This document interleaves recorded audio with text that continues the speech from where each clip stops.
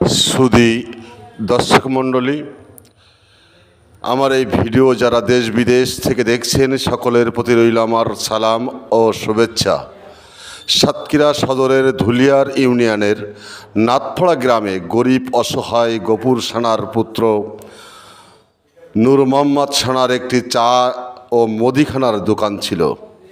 কিন্তু নূর মোহাম্মদ হঠাৎ অসুস্থ হয়ে পড়ে।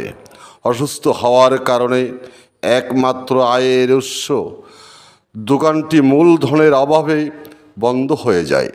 এলাকাবাসী সূত্রে জানা গেছে তার দুটি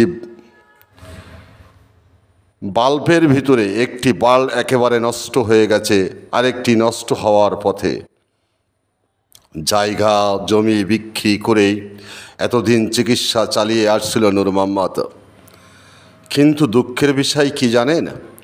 নূর মোহাম্মদের অন্যের কাছে হাত না পেতে অসুস্থ অবস্থায় তার মুদিখানার ও চায়ের দোকানের বাকি মাত্র 2300 টাকা চাইতে যায় ধুলিয়ার ইউনিয়নের নাথপাড়া গ্রামে সাত্তারের পুত্র জাহিদুলের কাছে। কিন্তু জাহিদুল টাকা না দিয়ে ওই অসুস্থ অসহায় ওই ব্যক্তিকে মারধর করে, তা দেখে গ্রামবাসী ছুটে এসে অচেতন অবস্থায় জাহিদুলের হাত থেকে নূর মোহাম্মদকে রক্ষা করে অ্যাম্বুলেন্স করে সাতক্ষীরা মেডিকেল কলেজ হাসপাতালে চিকিৎসার জন্য পাঠায়। নূর মোহাম্মদ এখন সাতক্ষীরা মেডিকেল কলেজে মৃত্যুর সঙ্গে পাঞ্জা লড়ছে।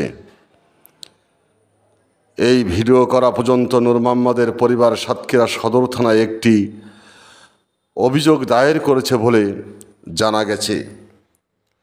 সুধী দর্শক, বিস্তারিত দেখেন আপনারা ভিডিওতে।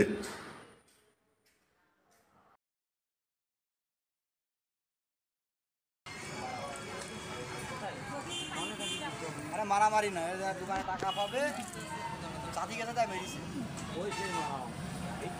ওর ভাল দুইটা নষ্ট, ও কোনতে মারামারি করবে? মেডিস তো হ্যাঁ, তো ওর দুইটা ভাল নষ্ট।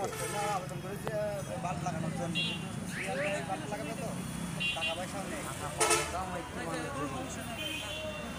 অসুস্থ মানুষ তাও ছাড় নেই, তাই তাও টাকা পাওয়া চাহিদা বুঝলেন না।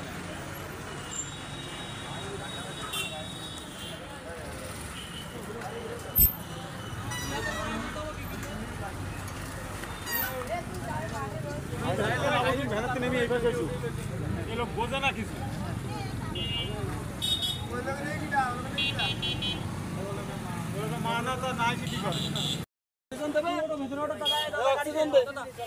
আগে অক্সিজেনটা দিতে হবে মামা।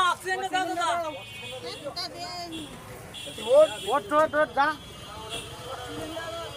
টাকা অক্সিজেনটা দাও।